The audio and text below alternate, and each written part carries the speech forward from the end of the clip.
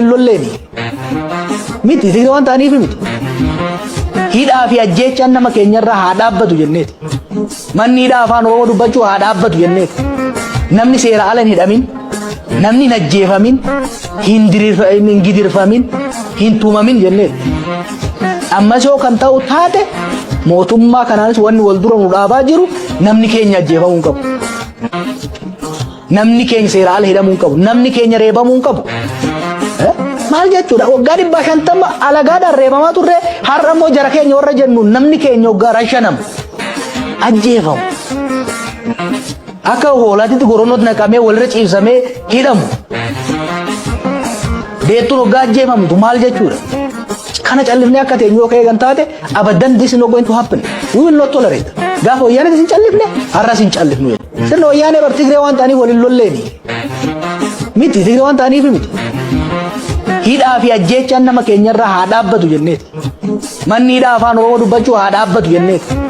Namni seera ala hin hidhamin, namni hin ajjeefamin, hin gidirfamin, hin tumamin jenneeti. Ammas yoo kan ta'u taate mootummaa kanaanis wanni wal dura nu dhaabaa jiru namni keenya ajjeefamuu hin qabu. Namni keenya seera ala hidhamuu hin qabu. Namni keenya reebamuu hin qabu. Maal jechuudha waggaa 550 alagaadhaan reebamaa turre har'a immoo jara keenya warra jennu namni keenya waggaa 5 ajjeefamu. Akka hoolaatitti goronnooti naqamee walirra ciibsamee hidhamu. Deettuun waggaa ajjeefamtu maal jechuudha? Kana callifnee akka teenyoo ka'ee kan taate abaddan this is not going to happen. We will not tolerate. Gaafa wayyaanee sin callifne har'as hin callifnu. Sirna wayyaanee bar Tigree waan ta'aniif waliin lolleeni. Miti Tigree waan ta'aniif miti. Hidhaa fi ajjeechaan nama keenyarraa haa dhaabbatu jenneeti. Manni hidhaa afaan Oromoo dubbachuu haa dhaabbatu jenneeti. Namni seera ala hin hidhamin, namni hin ajjeefamin, hin gidirfamin, hin tumamin jenneeti. Ammas yoo kan ta'u taate mootummaa kanaanis wanni wal dura nu dhaabaa jiru namni keenya ajjeefamuu hin qabu. Namni keenya seera ala hidhamuu hin qabu. Namni keenya reebamuu hin qabu. Maal jechuudha waggaa 550 alagaadhaan reebamaa turre har'a immoo jara keenya warra jennu namni keenya waggaa 5 ajjeefamu. Akka hoolaatitti goronnooti naqamee walirra ciibsamee hidhamu. Deettuun waggaa ajjeefamtu maal jechuudha? Kana callifnee akka teenyoo ka'ee kan taate abaddan this is not going to happen. We will not tolerate. Gaafa wayyaanee sin callifne har'as hin callifnu. Sirna wayyaanee bar Tigree waan ta'aniif waliin lolleeni. Miti Tigree waan ta'aniif miti. Hidhaa fi ajjeechaan nama keenyarraa haa dhaabbatu jenneeti. Manni hidhaa afaan Oromoo dubbachuu haa dhaabbatu jenneeti. Namni seera ala hin hidhamin, namni hin ajjeefamin, hin gidirfamin, hin tumamin jenneeti. Ammas yoo kan ta'u taate mootummaa kanaanis wanni wal dura nu dhaabaa jiru namni keenya ajjeefamuu hin qabu. Namni keenya seera ala hidhamuu hin qabu. Namni keenya reebamuu hin qabu. Maal jechuudha waggaa 550 alagaadhaan reebamaa turre har'a immoo jara keenya warra jennu namni keenya waggaa 5 ajjeefamu. Akka hoolaatitti goronnooti naqamee walirra ciibsamee hidhamu. Deettuun waggaa ajjeefamtu maal jechuudha? Kana callifnee akka teenyoo ka'ee kan taate abaddan this is not going to happen. We will not tolerate. Gaafa wayyaanee sin callifne har'as hin callifnu. Sirna wayyaanee bar Tigree waan ta'aniif waliin lolleeni. Miti Tigree waan ta'aniif miti. Hidhaa fi ajjeechaan nama keenyarraa haa dhaabbatu jenneeti. Manni hidhaa afaan Oromoo dubbachuu haa dhaabbatu jenneeti. Namni seera ala hin hidhamin, namni hin ajjeefamin, hin gidirfamin, hin tumamin jenneeti. Ammas yoo kan ta'u taate mootummaa kanaanis wanni wal dura nu dhaabaa jiru namni keenya ajjeefamuu hin qabu. Namni keenya seera ala hidhamuu hin qabu. Namni keenya reebamuu hin qabu.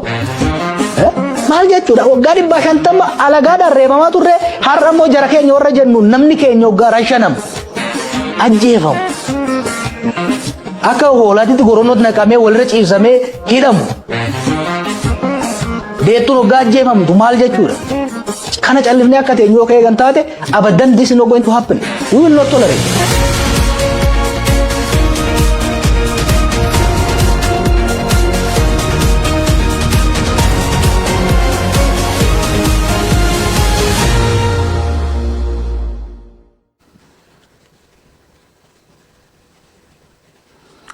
يا أما سويا المانا يا كي تمرتو نغيني كينيا كواقع كورو باكو رابط سنة لكم ورسلي بريه فكولو بلتن نغانو بلتني سنين جنة ورسلي إيه اللي كاكا بلتن سلام الله عليكم ورحمة الله وبركاته الشباب كفوني نورو قريبو أنا دفو أحلى وسهلا مرحبا welcome to شباب فيديو عندك يسلم تابت اللي تقول تدا قويان جمعة نبرا أتنك سبراس جمعة ونفقات أما قال جمعة إمالا جرتني أما ألقنا جمعة جرتني صلوا على النبي اللهم صل على محمد وآل محمد كما صليت على إبراهيم وعلى آل إبراهيم وبارك على محمد وعلى آل محمد كما باركت على إبراهيم وعلى آل إبراهيم في العالمين إنك أنت الحميد المجيد أكنا يجون أكافاك يتمو إيواكا قوبتي جنو وليسي وادو بدونو ميدكسي مريتي جنو إبسي لكن إفا بسبو سلامتان هاريت ردي جنو فتا أكنا يجون أكافان كينيتي إيواكا أكا أبراهيم إبفتتي إرقبا كينينو إبسي أكا ماتي أبراهيم إبفتتي ماتي واهلن هردفتوتا إرقبا كينيا عليه الصلاة والسلام إنو ABC نميغا غانما يروكودان صلوات بوسي غلغلاس يروكودان نغا واقع كدته غافا نمين دبني نميسا دبتو قويتو غافا دبتو نند يسان نميسا دبتو قوا غافا بكتل ايسان انقام نسان قويا مرتي داساني نما جلد ايسو أبكاتو چما قوا غابيتي ورا تمسا إرجما كينيا أركتون واقول شفاعة سوى أركتون واقول خاتمات ينجل ربنا وحطوت في نجا قبضن وفياده هنا خالد صلوات أبوسه بيلوني وين بيلو قومي يوكا بدرو قباب فاجر هنا هندي خيسانو كيبا خيستي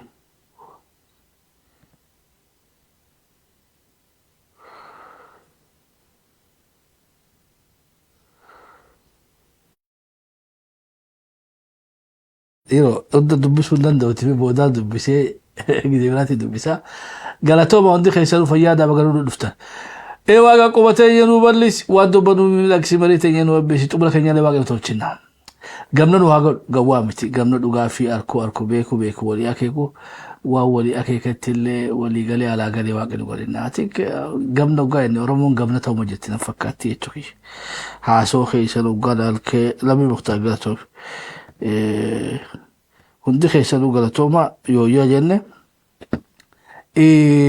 ربي بيتي جوار ما ربي قمنا أقول قوابتي جارمرو ربي قمنا أقول لما مقرص ربي قمنا أقول أبي أحمد اللي ربي قمنا أقول يشوي إيه التانين بروفيسور مرارة اللي ربي قمنا أقول أكلمت اللي جالداوت يفصل هندي سانيتو ورمون هو قلنا جو أتي هو قلنا تبراتي اللي ربي نواباسو يشوي ورمون اللي ربي قمنا أقول قمنا بيتي جوار وقفا في مرو قفا في لما قفا في أبي في جالداوت الساتي في خلق قفا بروفيسور مرارة قفا إيقاتو ميتي ورا بيتي أنو جوار جي خوص ربي سنة أقول يشوي إبر خاني فينا برما هايو هدو قبلا هايو وجاك تشوي مستكومي بهاي هدو لا قابرتي ورا بيتي كجوارتي أسبوسن فينا يشوي هدو جلافتي هايوني خيني وقنوني خيني إجلافتني أعتقد خاقويان الراخلي هدون وربايسا يشوي أما سوانتكو قدو وني بيخو قبنو خيسا وني سدي أوروبو بيتي أوروبو جلقلتي يشوي الدنيا يشوي وني سدي جلقلتي تدراتي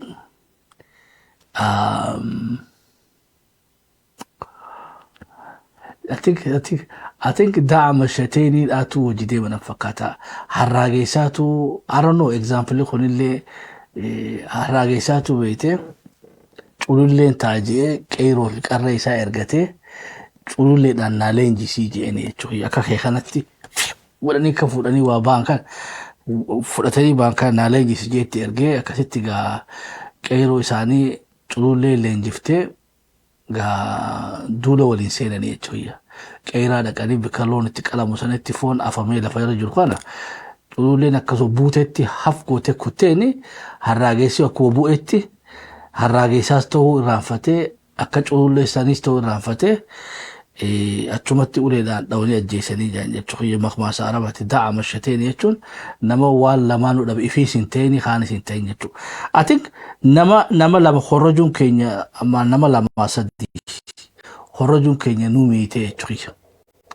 Tokkoffaa qabsoo teenya Shaabiyaa akka moodeela fudhannee TPLF biyya keessaa lamaanuu kana fudhannee jechuudha.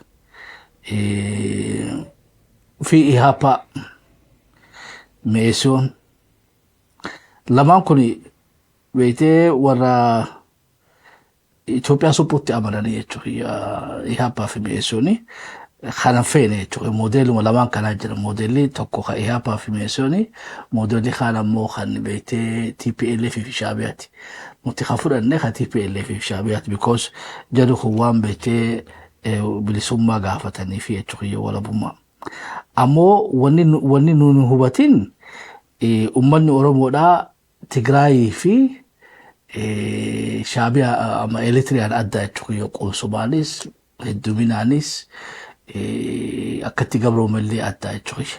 Tan hubachuu dhabuun keenya nu miitee jechuudha. Fakkiidhaaf moodeelli ABO'dhaa fakkii haa fudhannuma. Sayilii tokkoof hogganaa tokkoof barbaachisa. Akkanuma kanaa miti. Egaa asraalaqaa jennumme. Sayilii shaniif hamsaalaqaa barbaachisa. Sayilii kudhaniif mataalaqaa barbaachisa. Afaan ogaa qottee duudaa qabeetanii jechuudha. Amma ummanni Tigraay sayilii takkaa jenna. So hoggansa moodeela akka isaanii jaarmee akka isaanii gaafii akka isaanii Oromoo waan sadeen kana qabachuun waan Oromoo ABO fi KFO illee waan birmaduu waan gaafanne jechaa dhiifnu moodelli KFO'dha almost inni Meesonii fi Haparraa fagoo miti akka ideologically gaafanne wuzan Itoophiyaa keessatti waan suphaa jechuudha. Ammoo Shaabiyaa fi TPLF gaafadhe hoggan akka isaanii jaarmee akka isaaniitii fi gaafii akka isaanii wanni sadeen tuni nu mu'ite jechuudha. Tokkoffaa hogganni akka isaaniitiis Oromoodhaan deemuu hin danda'u jechuudha. Akkam jechuudha baabura furgoo dhibbaa fi furgoo 70 kabaajaa harkiftuu jechuudha. Maal Shaabiyaan barnama gaafa 2.5 miliyoonidha. Wanumanni orgaanas godhu isa barbaachisu. Hawaasni inni keessaa ba'e hawaasa beetee aanaa Oromiyaa tokko hin geenye jechuudha. So aanaa tokko Oromiyaa ABO'n aanaa tokko ibiddatti qabsiisuu hin danda'u jechuudha. Kaasee sossoosee lolchiisee hiriira baasee is very easy jechuudha orgaanas godhuudhaaf. So maashinariin Shaabiyaadhaa nama miliyoona 2.5 harkisa. Maashinariin TPLF illee nama miliyoona 2.5 harkisa. Keenya gaafa sanitti toora miliyoona 30 miliyoona 40 jechuudha. Arramoo miliyoona 70. Bita lafa gallaala jechuudha. Moodeelli akka Shaabiyaadhaa TPLF, OLF,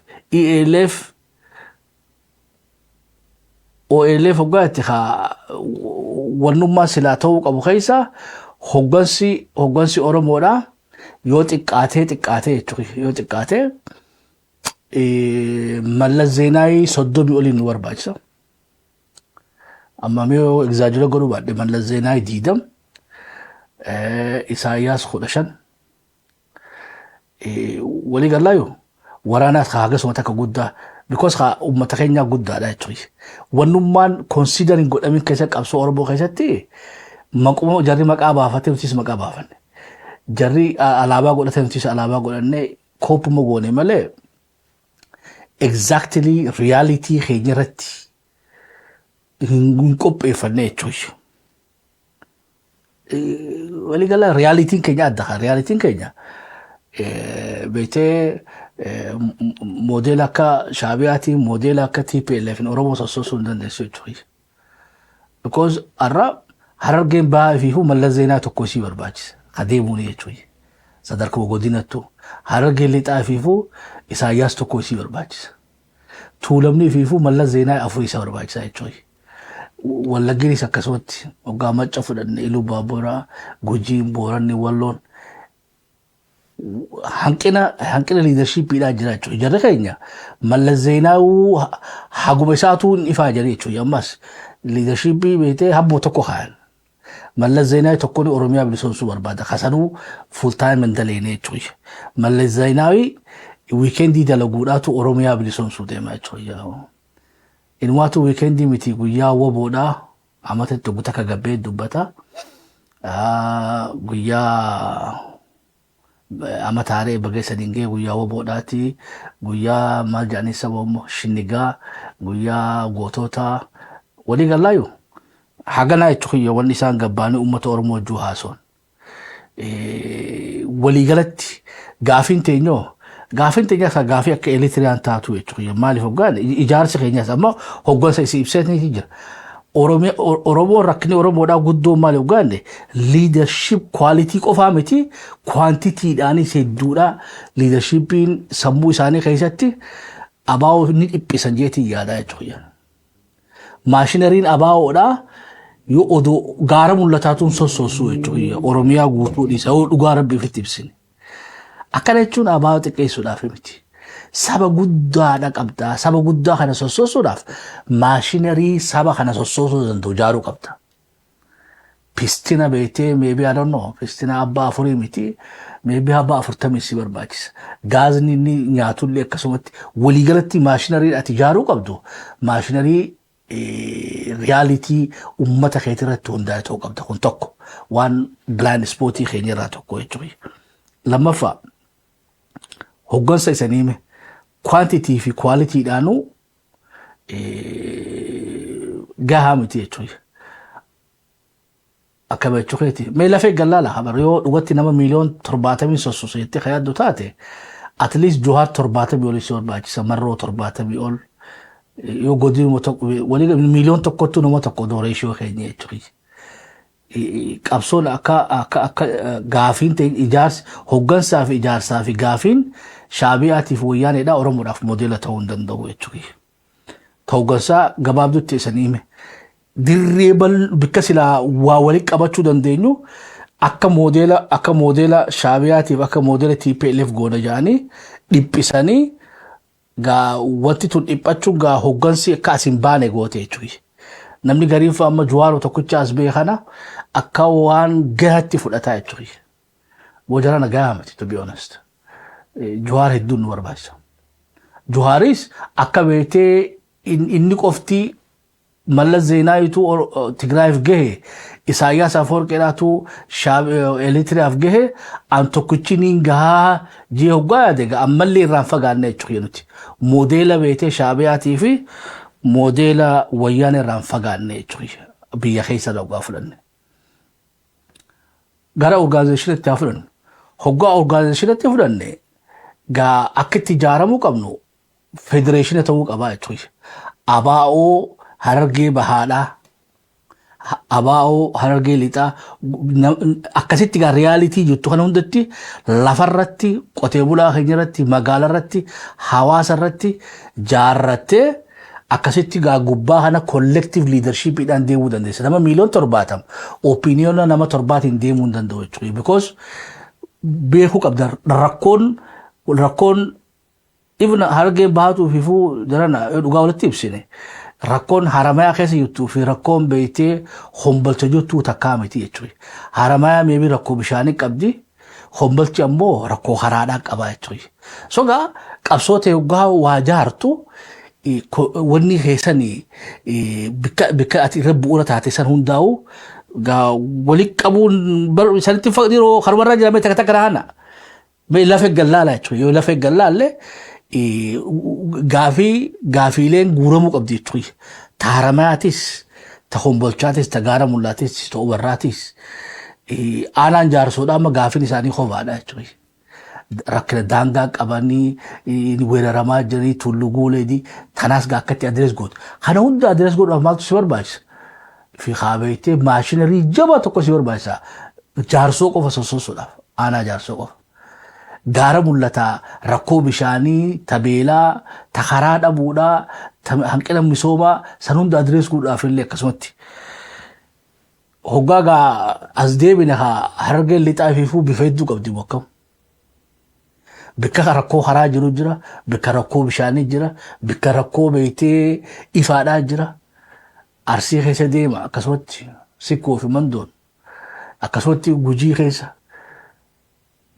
Boorana keessa akkasitti hundirratti hoggaa hundootee akka abaawwatti moggaa dubbattu nama tokko cinaa kophaa miti hoggaa amma dubbattu riifar godhuu qabda jechuudha. Hanqina karaadhaa qabna jetteeti shakkisuu maqaa dhootee humbalcha bira dhootaa jechuudha. Gaara mil'ataa bira dhoohu qabda. Wallagga maqaa bira dhoohu qabda. Bikka beetee rakkinni karaa jiru. Bikka rakkinni beetee gabrummaan teenya tunu ifiifuu akka jechuudha. Akka sargaa represent godhuu qabda. Nuti amma maanifeestuma tokkoo fi maqaa jaarmee tokkootiif hoogganaa tokkoon saba miliyoon 70 abaa'oon kaasee deemuu dadhabeefu maanifeestoon isaa kunuu irra guddaan isaanii simboolikiidha jechuudha. Waan sammuu beetee sammuu hoogganaa san keessa jirtuun barreeffamte jechuudha. Lafarra buutee hombolchaa fi haramaanuu rakkoo adda addaa qabdii riyaalitii jirtu sani waan adrees godhannatti fakkaatu jechuudha. Siyaasaan teetuun ta'a addaati. Barkaadeeroo karaa addaa kanaan nu baasa jechuudha. Silaa karaan san nu baase arra irraa haasa'uuntu silaa faayidaa waan qabdu jechuudha. Wanni tanarraa haasa'uu jirruu fi siyaasaan teenyaas ammayyaa'uu qabdi. Siyaasaan teenyaas ammayyaa'uu qabdi. Ifitti ibsobuu hin qabnudha. Jawaar Mohaammed qofaan, Marroo Dirribaa qofaan, Jaaldaawwit Ibsaa qofaan, amma Mararaa Guddinaa qofaan, Lambaa fi Abiyyi qofaan wayitti baanaa odoo hin taane saba guddaa ta'uu keenya beeknee jaarmee kanaan madaalu. Jaarmee beektee kanaan madaalu qabaachuu qabna. Wanni biraa nama ajaa'ibsiiftu keessaa gaafiin teenyoo gaafii akkam ta'uu qabdii yookaan waxa gaafiin teenyaas beektee karaktera realitii geopolitikaa keenyarraa dubbachuu qabdi jechuudha. Yoga Itoophiyaan impaayara jenne kontekstuma rakkoo Itoophiyaa keessattuu kontekstuma Itoophiyaa keessattuu geopolitiksii of danda'ee jira jechuudha. Akkatti qabsoo ta'e kaa'uu qabdu gamanaan Ogaadeen jira kadachi teessi gaafatu jechuudha. Gamanaan Benishaangulii jira beektee kan qabte jala dhiibbatee seenuu jiru. Gamanaanis beektee Sooddoo Oromoo teenya fudhatee ati Guraagee kajuuri jira jechuudha. Gubbaanis warra Walloo fi Matakkala nurraa muratee jira jechuudha. Anfararraa siqee bara Awaash hojii qabnaa jechuudha. Walii galla. Aanaa fantaallee keessa seenee jira jechuudha. Eenyu Anfaris Amaarinis seenee jira jechuudha. Isaa'u dhiibbatee dhufee bara.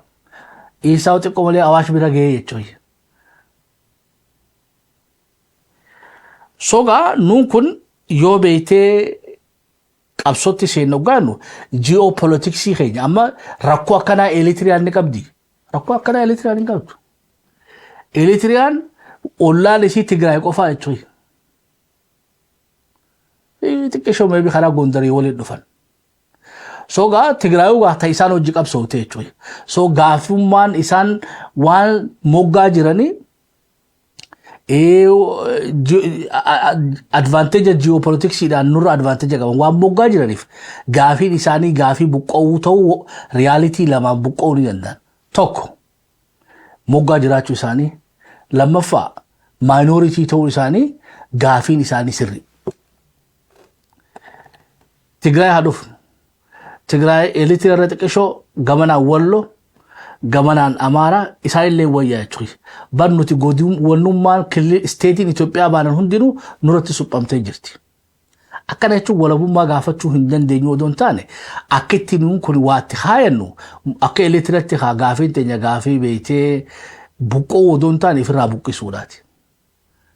Amma ammoo ifirratti beektee kana fudhannee hoggaa ni deemnee nuun kun walaba taane Oromiyaa taane Kambaata, Hadiyyaa, Walaayitaa, Ogaadeen jara kana hundaa'u akka geopolitiksiidhaan amansiifanne ittiin dhufa shabbo.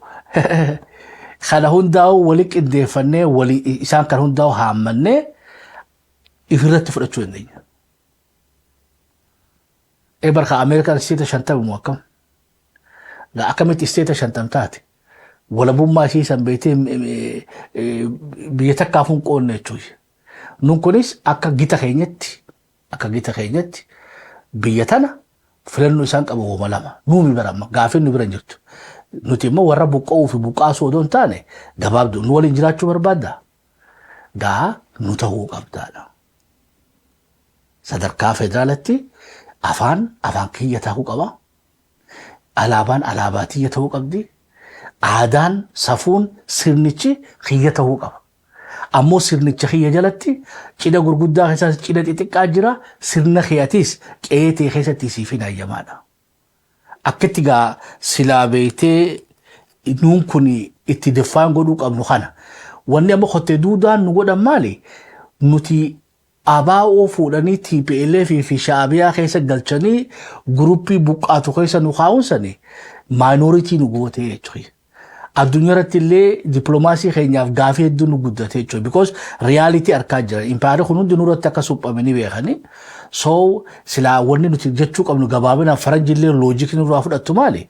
Yes, nu Oromo. Biyyi teenya Oromiyaadha. Yoo beetee gaafa Afrikaa keessatti impaayira kana tufsiisuu barbaadan taate impaayirri kun impaayira Oromoo ta'uu qaba. Walii gallamu akkam? Bakka waa lama jaalachuu hin danda'anii jechuudha. Kan baataa gammachiisuudhaaf Oromoon maqaa kan baataan jaalatu saniif yaamuu qabu jechuudha. Kan baataan minoritiidha. Itoophiyaa maqaa juusan jijjiiruu hin danda'u. Afaan Amaaraa kan juusan jijjiiruu hin danda'u. Alaabaa beetee arangaadee qeebiicaa san jijjiiruu hin danda'u jechuudha. Gaafillee godhatee ka'uu addunyuma irrattuu isa kofalchiifti malee hin danda'an isaan. Foddaan maata sabaa fi sablammiin tokkolleen waan isteetni kun impaayirri kun irra ijaarame simboolikii isaa maqaa fi mataa fi mancii isarrattu gaafii kaasuu hin danda'an. Gaafan isaanii maaligaa? Sirna kana keessatti kan baataan ganda kan baataa keessatti afaan kan baataatiin barachuu fi afaan kan baataa afaan hojii godhachuu hagana gaafachuu danda'a. Kana bira kutuu hin danda'u. Ni daangawaa jechuudha. Gaafiin teenya daangaa hin qabdu. Gaafiin teenya kallattiidhaanii uwwisti siyaasuma impaayirratti tana guutuma irrattu gaafii kaasuudha qabnaa jechuudha.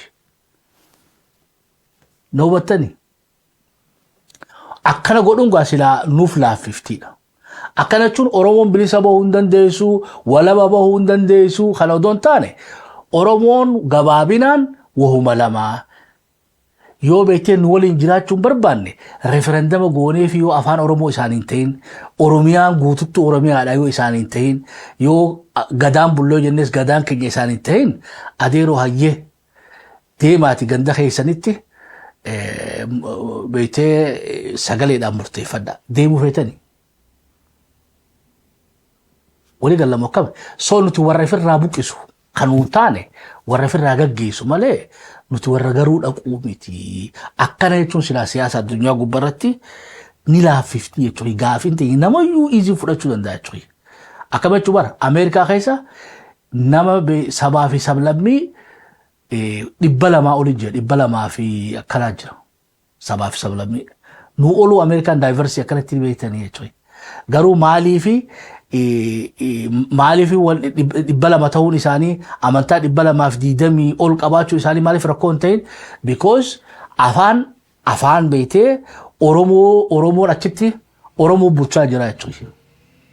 Ameerikaan wanni nagaa harkatti misoomtee fi Oromoo bulchaa jira. By the way, Oromoo jechuun hiikaan isaa akka dictionary beektee Azaaritti Oromoo jechuun aslu sukkaan jechuudha.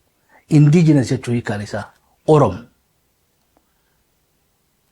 Beektee abbaa biyyaa jechuun hiikummaan isaatu jechuudha. Walii gallamu akkam? Sogaa Oromoo adiin biyya siisan qabatteeti beektee warra achi jiru san Xaaliyaan, Meeksikoo, Faransaay, shanyii addunyaarraa walitti qabamte tun hundinuu naamusaan jala bulti. Namni irra Tiraamp irra gaafii kaasuu danda'u jira abbaa gadaa isaaniiti jechuudha. Waa'ee Tiraamp Oromoo filatee jechuudha. Oromoof dura kaa'ee Tiraamp jijjiiruu hin dandeessu. Meeksikoon gurraachi Tiraamp jijjiiruu hin danda'u. Oromoon achi jirtu, Xaaliyaan achi jiran, Kooriyaan achi jirtu, Chaayinaan achi jirtu Tiraamp jijjiiruu hin danda'an. Tokko. Lammaffaa galmi isaanii adiidha. Maqaanuu galma adiidha. White House hajuu sani waxa Amerikaan hundinuu adii miti gurraachaa fi yeloo fi kana qabdiiti reebboon udii baachuu hin danda'anii jechuudha. Hatta dhiisa waan biraa dhiisa halluu galma sanii jijjiiruu hin danda'an. Sirna jijjiiruu dhiisa. Qalamni maal jedhama? Halluun dibasanu beetee gurraachi ka'ee gaafii kaasee feerii miti White House jechuun qabu maqaa waatii nurraa jijjiiraa America House jechuu danda'a. No, you cannot because sirnichi jaalattuu jibbituu Oromoo bulchaa jiraadha. Sogaa galma abbaa gadaa yoo jedhani White House jedhan waan beetee namni dura dhaabbachuu danda'u hin jiru jechuudha. Warri Kanaadaa jirtan akkami waliin bulaa jirtan sirna san keessatti jijjiiruu dandeessani? No. Ati amata afuritti filannoo kee beetee ni gumaachita jechuudha. Ammoo sagaleen namicha san filattu sagaluma guddoo sanii jechuudha. Sagaluma ummata majority saniitu filata atis ka idaata jechuudha. So nuuf amma Toobiyaa keessatti sabaaf sablammiin hundinuu idaata. Nuti sabaaf sablammii miti. Nuti abbaa biyyaati. Sabaaf sablammiidhaan marfamnee jira. Sabaaf sablammiin nu keessa jira. Kan nu keessa jiru akkami keessummachiifnaa sagantaa keenya gubbaa taa'uu qaba. Amma gaa wayyaaneen tanan qabdu jechuudha. TPLF irratti manifesto isaanii gubbatti waa'ee sabaa fi sablammii irraa naasa'u. Shaabiyaan hin naasa'u because ifuu minority dha jechuudha. Waan complex ta'e akkana adrees godhuu isaanii barbaachisu. Nuti gaa kana hunda amansiisuu qabna. Qabsoon teenya hombolchaa fi Haramaayaa tokko godhuu qabdi jechuudha fi gaara mul'ata.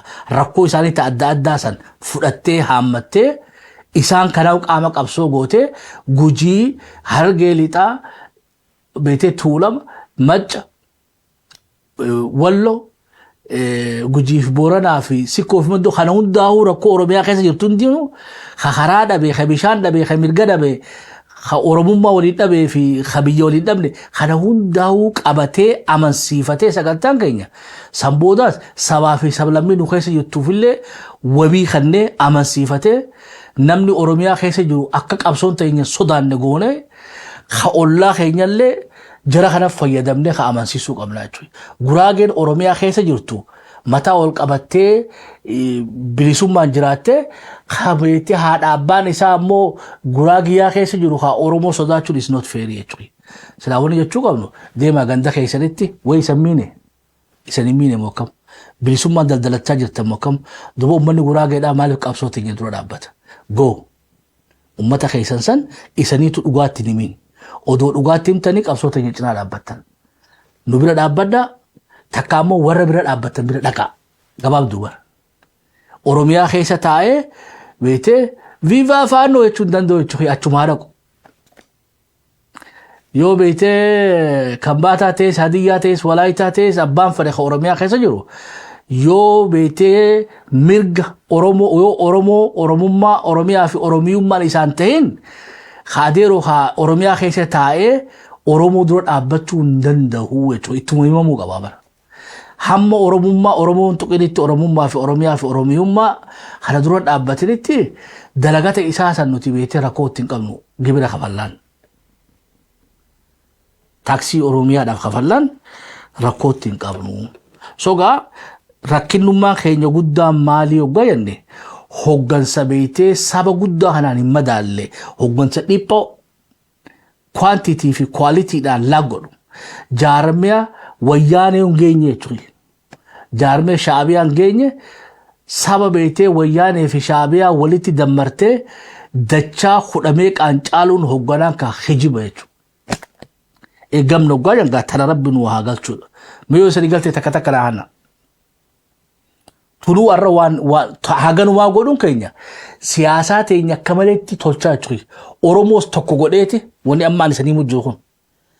Yoo beetee gaafii gaara mul'ataatii fi gaafii beetee hobbolchaa fi Haramaayaadhaan walitti hidhuudhaaf tasarkamaa sarkamii isoo jira koo qaba sanis itti fiddee tajaarsoodhaa fiddee hargee namuu bikka beetee madaa isaanii san hundaa'u fiddee isaan keessaayis gaa liidarshiippii waan jaarsoof dubbattu taargee baargee lixaa sikkoo mandoo gujii dubbattu kana hundaa fiduu qabda sogaa maashinariin liidarshiippii keenya heddummaachuu qaba akkana bakkam so Juwaar tokko jaarsoo irraa fuutee Juwaar Khaan beeytee gaara mul'ataa fuutee Juwaar Khaan Haramee irraa fiddee Khaan beeytee aanaa meettaa amma obarraa keessaa fuutee Khaan Harargee lixaa keessaa fuutee bikka hundaa'u nama ummata ifiiti qabsoo wajjin ummata ifii walittidha liidarshiippii akkasiin nu barbaasa jechuudha tagraasruutii irraa hawaasa haammattee qabattee deemtu. Barnoon kun yomma irra guddaa teenya maal fakkaatti amantaa fakkaatti jechuudha. Amantaa qofa beekte qiblaa tokko garsiiftee even amantaa luka gandatti imaama nu feetaa jechuudha. Masjida tokkotti imaamni tokko nu barbaachisa jechuudha. Waliin dogoggore. Barsilaa akka qabsoo Oromoo taate qabsoon Oromoodhaa sila amantaa taate jechuudha. Jaal Daawud Ibsaadhaa gadda Finfinnee irraa tokko keenya keessa galu malee salaachisuu danda'a. Marroonis salaabete walii galattu masjidu mashani mojahatu salata jechuudha. Yanqi kan biitii salaatuu hin dandeessu. Maaliif numaatu imaama ta'a jedhanii gaa masjidni hundi qullate jechuudha. Dubbitti eessanii galti bokka'u.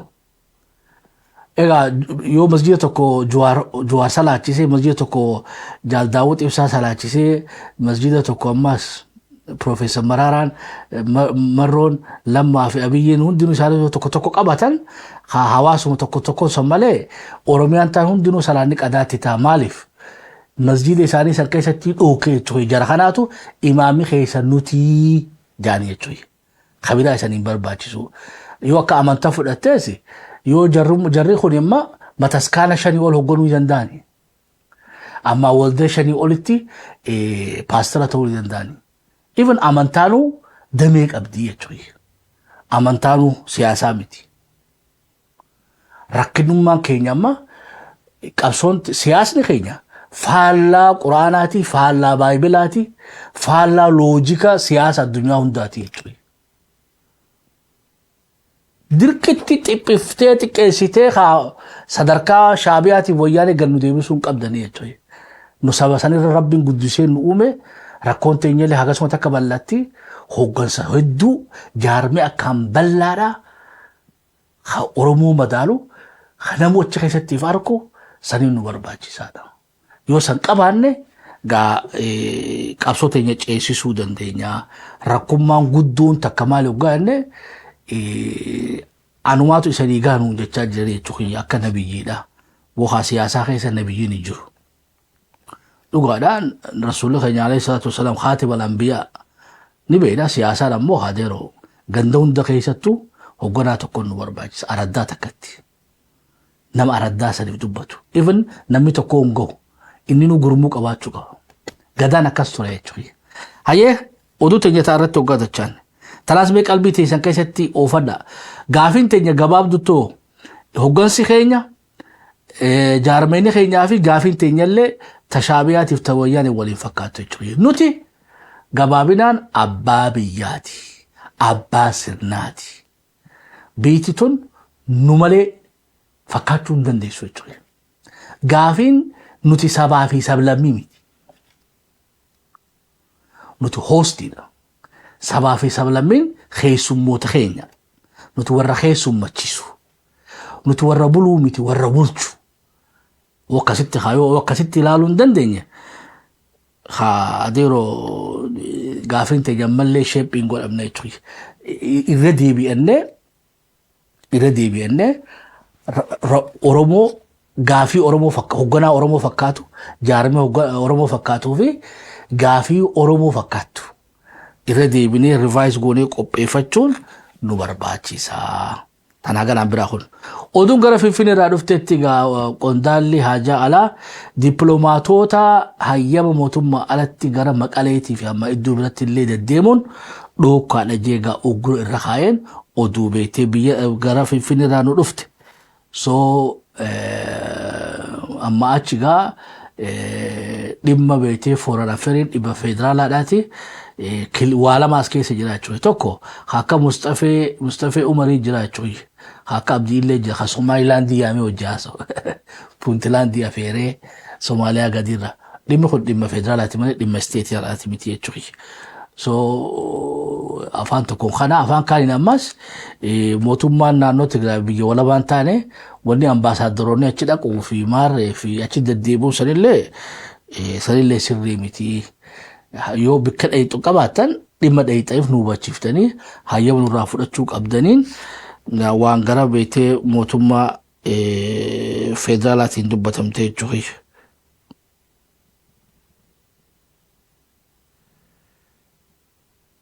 Walumaa nama kam tuntana wanni biraa lammaffaa waa'ee beetee gaazii qaala'uudha. Paarlamaan egaa ammallee harkaa wal qabanii paarlama irratti wal morka ajaa'ibaa oowwaa tokko gaggeessaa jiranii. Ati tanarratti gaaza irraa muruun dogoggora guddaadha. Maaliif jireenya already qaalee irratti gaaza rabuun ififuu rakkuma tana babal'isaadha. Haa ta'u ammoo bikka silaa irraa muran ni jiraayii akka shabboo miidiyaa kan hojjetan taate ati ni jira. Tadura beetee warra hogganoota kaabinee fi kaadiree limitii travel limitii irra kaa'u.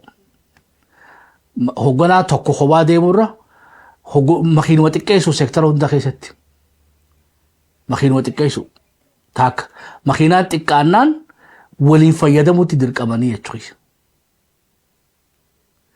So bikkummaan gaazni irraa gabbuu qabu. Sektoroota beetee hogganoota miliyoona meeqaa makiinaa ofaa jiruun qaaleessu jiranii jechuudha.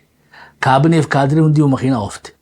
Kanaafuu aanaa irrattis, godina irrattis, federaala irrattis, ministirii hunda keessatti odiitiin godhamee makiinaa xiqqeessuudhaan maybe baasa fidaa fi jechuudha. I don't know. Bikka san sirreeffadha taakka. Lammaffaa warra beetee kaampaaniileenis yoo fedha binibaas bitatanii dalayduu isaanii mana galchanii adeemsisan haga rakkoota na keessaa biitii baatu waan makiinaa dhuunfaa taate hundaa'u I think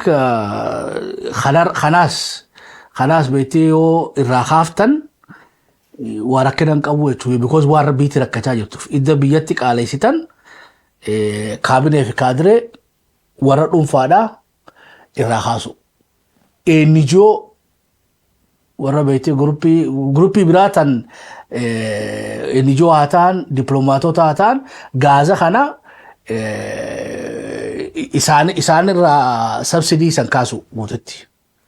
Ammoo bikki irraa kaasuu qabne tiraaka. Amma fakkeedhaaf warra Jabuutii irraa midhaan wanni galchuu jira. Amma san gubbatti gaaza qaaleessuun jireenya qaaleessuu jechuun sanii jechuudha. Oomisha biyya alaa hageessuu fi oomisha biyya alaa irraa hagalchu maaliif san beetee exemption goone jechuudha. Lammaffaa geejjiba beetee karaa dheeraa deemu nama beetee geessee deemu kanarraa illee kaasu. Geejjiba ammallee ayisuuzuulee oomisha gara magaalaa fidduu fi oomisha illee ammallee gara godinaalee geessitu sanillee sabsidii irraa kaasuu dhabu. Soga eenyurraa kaafnaa ugaa taate qaama oomishaan walitti hidhaan ta'in oomisha biyya keessaa qaama beekte oomisha galchuu fi oomisha biyya alaa baasuu keessatti walitti hidhaan ta'in kaabinee fi kaadiree fi kaampaaniilee dhuunfaadhaa makiinaalee dhuunfaadhaa kanarraa sabsidii yoo mootummaan kaase haraamiin qabdu jechuudha. Ammoo bakka takkatti irraa kaasuun tuni gaaza yuunifoormii yoggaa goote hedduu miidhaa jechuudha. Ammallee gana ilaa beetee ammallee baatii jirtumaas dhuftanii laaluun keessan ni mala. I think wal hubannaa fakkaata. Ammas baatii rivaayizii godhuurra baatii sadiitti maaliif hin goone? Avreejii beetee baatii sadii gootanii maaliif amma guyyaa 15 qofa gaazni biyya keessatti argama. 15 booda ammoo gaazanii dho'isanii jechuudha. Hoggaati maaddaa dhuftee maaddaa dirqiidhaan baasifte shufeera bilbileetii boottee gaazaan fe'atte gaara keessa dho'isuu jalqabanii jechuudha. Amma boottee 100 meeqaatu qabame naannoo Anfar keessatti ta gaaza Jabuutii irraa fe'attee dhuftee maaliif Jaanuwarii amata haaree kana heera kana dhageeffatanii hoggaa ati idaate inni miliyoona meeqa harkataa jechuudha. Sogaa biyya miidhuu jirta nagaadee petroolaa ammoo fayyaduu jirtaadha. Kanaafuu qaama geejjiba oomishaadhaan walitti qabu. Oomisha biyya keessaa fiduudhaan ta'u, oomisha magaalaa jiddu galeessa irraa gara hawaasa geessu kana hundarraa'uu geejjiba loojistiik irraa kaasu. Amma gaa beetee warra makiinaa dhuunfaadhaatii fi warra kaampaaniidhaatiif kana I think yaadni kunillee hammeenya hin qabu jechuudha. Amma harree tana yoo Fireenchaatti gootan lugaama isaa kanallee xiqqishoo sirreessitaniif miilallee I think teknooloojiidhaan yoo ammayyeessitan tanaanis dalagaa dhaquu hammeenya hin qabdu jechuudha. Ammoo nurraa cuqqaaluu qabdan akka beetee udaanii magaalaan balleessine hoggaa dalagaa fixatan harreen turullee akka haguu dandeessu san dura ammoo nurraa wuddeellaatti jabeessaa jechuudha waan teknooloojii wayiitiin takkana cuqqaaltee deemtuun godhuu qabdaniif jechuudha. Fardilleen baalagaariilleen opshina bareedaadha jechaa jiranii jechuudha akka fayyisaa leellisaa ji'utti makiinaa ofirraa gurguraa warri gaazaa bitachuu hin dandeenyedha. Walii galama akkam amma taaksiin tun bareedduudha jechuudha. Taaksiin tun bareedduudha. Ammoo gaa shufeerii barbaachisaa lakki shufeerii barbaachisu. Harree tana beetee nutti kannitaa jechuudha nu kireessitaa fi dalagaatti dhaqee itti galuu ni danda'a. Koridoorri bal'ate moo akkam? Koridoorri kun gaa duraan bikka bal'oo mirga namaa sani bikka miilli namaa irra deemu san haafa gootanii koridoora kana gubbaa asiin harree fi farda haa deemu karaa kaaniinillee haa namni irraa haa deemu jechuudha. Egaa bal'isuun ton amma faayidaa ni qaba jechuudha. Koridoorri faayidaa ni qaba. Inumaatu karaa bitaa harreen haa deemtu. Makiinaan karaa isii qabattee harreen gara bitaa hatiin haa deemtu namni karaa mirgaatiin haa deemu. So humna qabu haa miilaan haa deemu humna qabne harree haa kireeffatu jechuudha fardaas. Fardi immoo naannoo baaleetiif kanarraa ol guuraaf. Ati farda 50 Finfinnee keessa fiddan rakkoo geejjibaa san numa hiikeetii yaada jechuudha. 50. Ammoo walqixa adda karaa qaallitti kanallee habbaa kuma takkaaf akkana karaa markaattoo. Ammoo faradootaan odoo Finfinnee xiqqishoo aspaaltii gubbaa magaalaa xixiqqoo keessa oofaa jechuudha. Finfinnee dhufanii makiinaan hoggaatti heddummaatti baaraganii akka ammaas beetee gaaga'aman finne magaalaan wal barsiisa. Magaalaan wal barsiisaa aaroon ogaa gorsuma jechuudha yoo taaksii harreen nama baaftii jettanii yaaddan taate itti qopheessuun gaarii jechuudha. Warri dheedhaa waan rakkatuun qabu duraanuu baala gaarii ni beekanii jechuudha. Adaamallee haga tokko ni beekti Finfinnee qofaatu kan irraanfattee jechuudha. Turis gaa dubbii beektee tagama gaasaa tanaa saaganaan biraa kun. Muuxannoo gaggaarii ammoo direedhaa dhaqaati ilaala. Direedhaan bar siidaa dhaabdeef jechuudha galata beektee baala gaariidha. Siidaa dhaabaniif jechuudha. Kanaafuu Finfinneen muuxannoo gaggaariidhaaf gara direedhaa deemaatii akkamitti direedhaan baala gaariitti fayyadamtee barbaada jechuudha. Taaksiin tun ammoo ni bareetti. Taaksiin tun ni bareeddi. Gara mormaa kanallee oduu adii gootanii jechuudha. Maadaabara adiitti martanii gamanaan bulu gamanaan adii taaksii fakkaatti mokkam. Miila kanaas beektee gama olii kanaan adii gootanii gama jalaa kan ammaas akka beektee harreen tun harree taaksii ta'uu akka beekamtu jechuudha. Hanqala wanni maadaabara adiitti godha.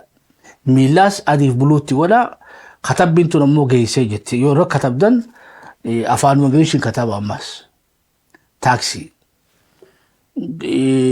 Taarifa moo taarifa sitti yaada because waan beektee furushkaa meeqa bitamaa laaltaniituma achirraa qiyaaftanii ammoo taaksii harreen taaksii taanirraa rakkachuu qabdi jenneetu amannaa jechuudha akka shabboo mijeetti.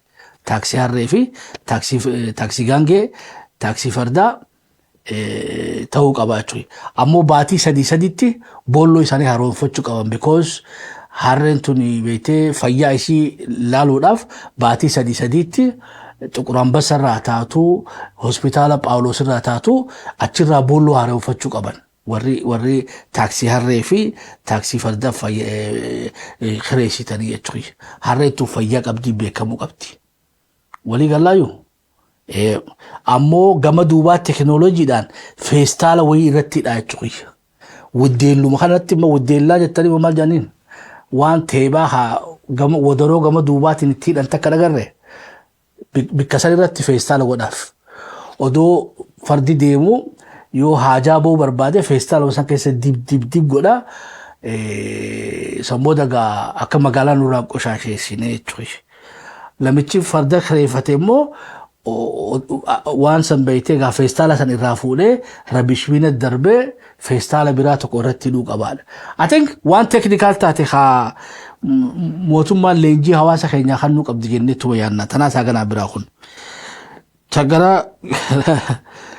Gara wanni itti hoggaa dhufne volkaanoon toora amma nama 53 biraa buqqise. Yoon doggoruu baadhee waliigala toora nama 73 irraa haga 80 dhiyaataniitu godaanaa jiraadha. Uummanni Affaar hedduu godaanuu jiranii taargaanis ni godhamaaf. Taargaan ni godhama. Taargaa ammoo cinaacharra godhaaf. Gama duubaatiin gama duubaatiin eessa godhanii beeku. Takka morma suuqaa fi jechuudha taargaa. Gabatees qopheessaaf. Lakkoofsattiin hedduu beeksina ammoo H1 H2 yoo harree taate jechuudha. Haa gootaniituma 1 01 2 3 akkasumas oofa. Yoo farda taate F1 akkasitti. Yoo gaangee taate ammas G1 G2 akkasitti haa yaadu jechuudha yaadu. Gara volkaanootti hoggaa jechaane volkaanoon nama humaa 80 dhiyaatu godaansisee jechuu jiranii. Sanii ol ammas yaaddoo guddoo katahaa jiru. Wanni hidhamee jira bishaan hidha beeytee hidha Qaasim maqaa isaa dogoggoruu baadhee hidhi san gaabeetee yoo dachiin sossootee bishaan san kuufamee jira yoo gadhiifame nama hedduu halaa guutaa. Kanaafuu mootummaan ammaanuu odoo bishaan san gadhiiftee gaarii jechuudha. Bishaan san gara Hawaashitti odoo deebiftee tartiibaan suutaan odoo gadhiisanii gaarii ammarraa suuta gadhiifamuun jalqabde gaarii jechuudha. Yoo akkasitti cabee ba'e ammoo magaalaa hedduu halaa godhu isaanii mala. Gara Aksuumitti hoggaa jechaane umbaleen keenya warri Aksuum ammallee rakkoo isaanii hiikkachuu hin dandeenye gaa oduun achirraa nu dhuftetti dhimmi gara waniidhaa deemuun isaanii mala jechuudha. Karaa maal jettaniin mana murtiitti dhaquun isaanii malan. Kanaafuu umbaleen keenya bakka jirtan amantaa feete hordofi mirgi amantaa tokko hoggaa dhiibbame walii tumsuus haa barannu aadaa haa godhannu keessaa hoggaa warri muslima taatan umbaleen keenya warra Aksuumiif sagalee taha. Du'aa illee godhaa fi hamileellee kannaa fi jechuudha. Hamileellee kannaa fi profaayila godhadhaa fi federaalli majlisni Oromiyaatillee majlisni federaalallee warra Aksuum cina akka dhaabbatu abdii guddaa qabna. Majlisni federaalaatu kaamee hagam takka abbichuun isan jaalataa asirratti ilaaluu teenya jechuudha. Gurbaa kee duraatti miyyannaan jechuudha. Sheekh Haji Ibrahim Tufaatiin gurbaa kee gaatti bilbiliitiin yaa ilma kiyya kunoo beeytee naannoo Aksuumitti ijoolleetii akkana godhuu jiranii meeqam jettaa jeeti fala irraa barbaadisiin jenna. Gara Somalilaandii hoggaa dhayne ammoo waan nama ajaa'ibsiisu keessaa guyyaa 29 dura akkuma beeytee halluuna barbaanna ja'anitti dambaliin fudhattee kutteeni badanii jechuudha. Lammi Somalilaandiidhaa doonii xiqqoo reefuu san irratti nam sadiin badanii guyyaa 29 achi buutee isaaniitu warri dhabanii odoo doonii tun deemtu mootummaan Jabuutiidhaa gara Jabuutii dhiyaattee akkasitti humni baharaa ka Jabuutiidhaa isaan qabee nagaan gara maatitti deebisee jechuun oduun achirraa nu galte. Nugee isheen ibsite jechuudha. Guyyaa 29 maashaallah guyyaan keeyyoon geenye duutuun achirraa fudhachuu dandeenya. Oduu gara Jabuutiidhaan immoo daldaloonni keenya wanni isaan jechaa jiranii damareejiin nutti heddummaatedha. Beekte mootummaan Jabuutiidha gatii hedduudha nutti qaaleessaa jirti. Akkitti isin nu keessummachiisaa jirtu kun gaarii mitiidha. Jabuutiin maaliif tarkaanfii akkanaa waan dur hin goone goote qorannee sanii dachaana. Mee daldaltoonni keenya warri Direedhaa jirtan Finfinnee fi Adaamaa iddoo adda addaa jirtan Jabuutiin akkamitti isin keessummachiisu jirti. Lakkoofsa keenya duwwaa 614 duwwaa 26 duwwaa 614 duwwaa 26 bilbiltanii yoo nu hubachiiftan taate nullee qaama dhimmi ilaalu dubbifnee isanii gabaasuu ni dandeenya.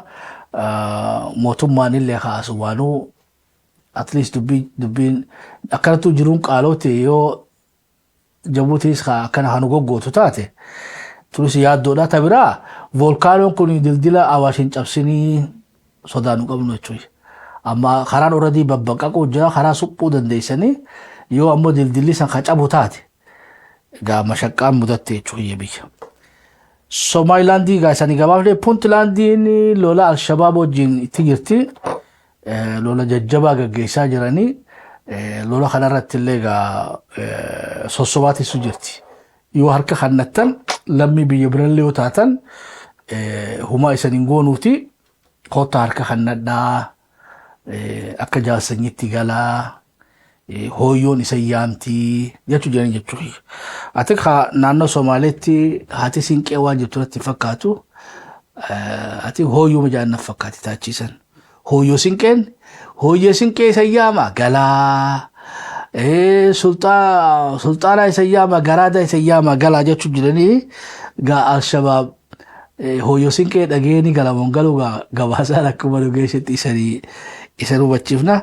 Jarana haa Juma Mubaarak irra deebiidhaan uummanni Oromoodhaa waa sadii haasirreeffannu hoggansa keenya quality fi quantity-dhaan gahaa miti.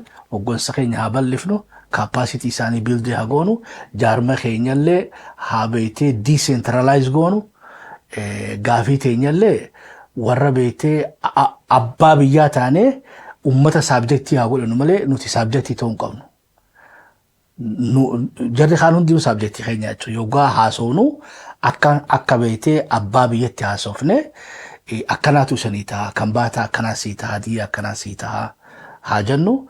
Namni Oromiyaa keessa jiru beeytee in minimum yoo akkam xiqqaatte afaan keenya baruu aadaa teenyaaf kana itti dhufna yoo gabaabbatte ammoo inni tolerate hin goone Oromiyaa keessa teessee faanoo deeggaruu sirraan fudhannu jechuudha.